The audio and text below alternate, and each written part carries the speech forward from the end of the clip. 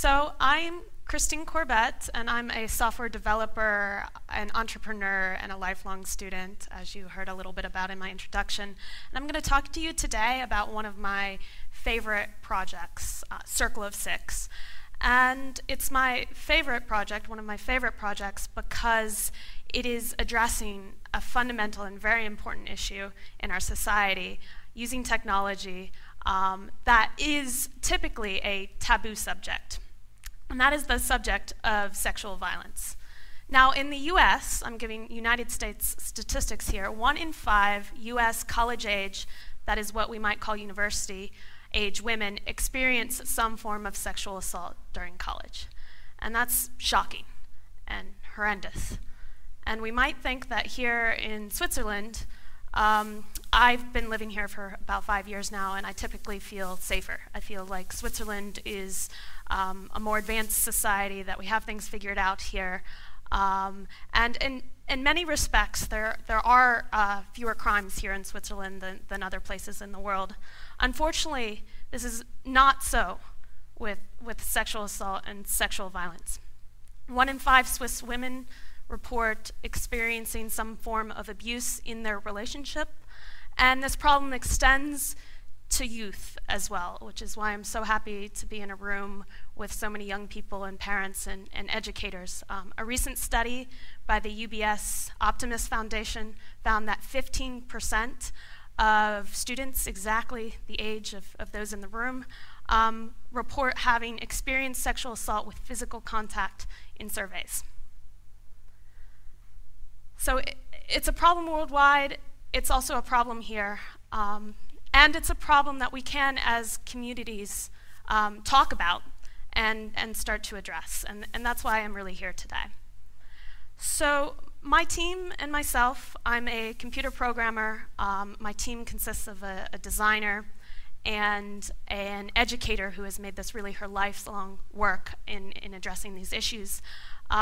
Started talking with young people, starting talking with young men and women about what tools might help them support their friends in potentially dangerous situations, intervene.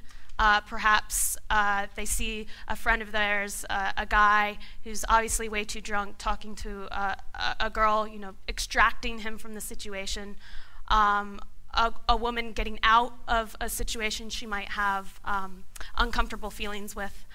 And we found that most young people really reported sending text messages, WhatsApp messages, really communicating with their social circle extensively via smartphones, and that women feel safer because of their mobile phones. This is a fundamental toolkit in a safe community for women.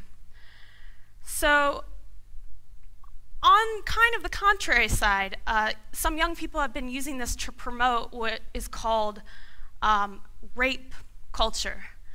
And this is a really horrific example from the United States of young high school students at a party. A woman completely passed out, was assaulted by a group of students. And everyone in this group, there were some who participated actively in the assault, others who just stood by and did not intervene. And this is in Steubenville. It's a city in Ohio, not so far from where I grew up. And these young men actively used their smartphones to brag about the assault, posted photos of it on Instagram, as if it was not a crime. And I know young people. I've seen young people organize this amazing event. Look at how professional this is. I've helped organize TEDxYouth. And I know young people are much better than this. And in fact, it's us as a society that these young people had seen things like this, basketball players in movies bragging about it, maybe even basketball players from real life in the news, and had taken this message to heart that this was okay. Well, it's not okay. And we as a society can help educate our young men and women and each other that this is unacceptable. And use these same technologies that these men were using to brag about an assault, to actually combat it, to intervene, to help and support each other, whether there are young friends who happen to be men or friends who happen to be women. So, Circle of Six, I've presented these statistics that 1 in 5 is a big number. So the Circle of Six pledge is really, take your community around you, men and women, boys and girls, and say, this isn't going to happen. We're going to support each other. We're going to talk about this issue, and we will make it through together. I won't let violence happen in my circle. And the Circle of Six app is really one tool to help young boys and girls, young men and women commit and follow through on this pledge. And I'll show you a little video demonstrating the application and then take you a little bit more verbally through its actual use, both in practice and in actual situation and as an educational toolkit.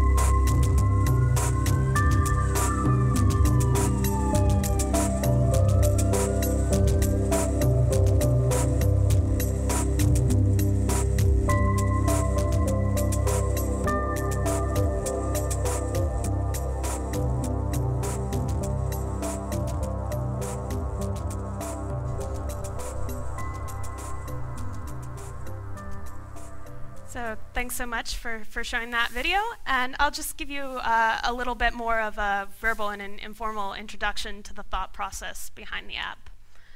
First of all, something that I was unaware of until I was a little bit older and did more research into this as it started to affect my circle.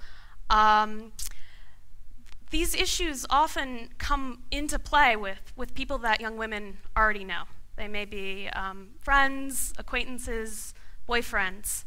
And so this idea that you have an emergency or kind of a scary app really doesn't necessarily come into play.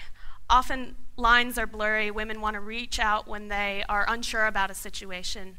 And young people are at the stage in their lives where they're, for the very first time, experimenting with their sexuality, potentially experimenting with alcohol, and learning what is normal, and learning what the boundaries are. And so it's very important for us as a society to help them figure that out and to talk about it with each other. And so one of the buttons is really just about encouraging dialogue. Is this normal? Is this a normal relationship? And reaching out to your circle that you're thinking about these issues. The second button is all about getting you out of a situation that may be uncomfortable for a reason that you might not be able to explain, or is just, a creep, perhaps, or you just need an easy out. And so that's the second button. You push the second button and it tells your friends that you're looking for an interruption. Call and pretend you need me. And the third button is a little bit more serious. That is literally come and get me.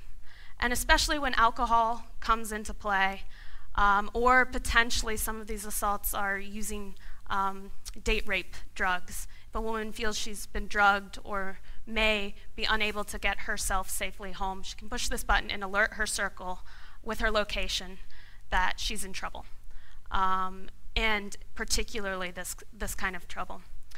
And there is as well an emergency hotline button that links women into trusted domestic violence and sexual abuse hotlines, along with any custom hotline. So my custom hotline is the police here in Switzerland. So that's a little overview of the app. And we view it as just one piece in a larger societal puzzle, that rape culture puzzle.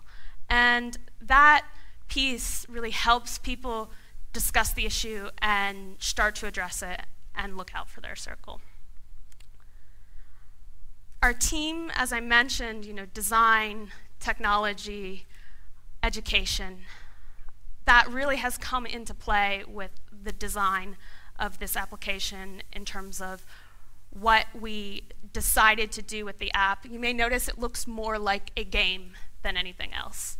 And it really is supposed to be approachable, friendly, and a positive feeling app, that it's really positive to be able to look out for your friends and to have your friends look out for you. And we'll hear that a lot today. The theme of today is reach, and to bring reach in to the discussion here. Here you can, with one tap, reach out to your circle and allow them to reach back to you. Whereas previously it might have involved a much broader conversation. The other really big advantage is here you've already discussed with your circle that this is an issue, whether that circle incorporates your parents, an educator, or just your friends. You've already, prior to anything feeling uncomfortable or getting in an uncomfortable situation, you've discussed a plan, a safety plan. And it brings young men, young boys, into the conversation as well. They are members of circles.